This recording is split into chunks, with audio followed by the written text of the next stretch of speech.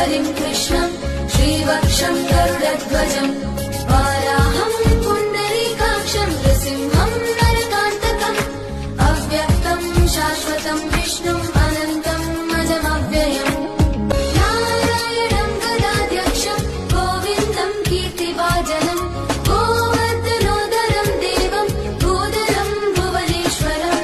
वेतारं यज्ञपुरुषं यज्ञेशं यज्ञवाहकम् चक्रपाणिं गदापाणिं शङ्खपाणिं नरोत्तमम् छत्रपाणिं गदापाणिं शङ्खपाणिं नरोत्तमम्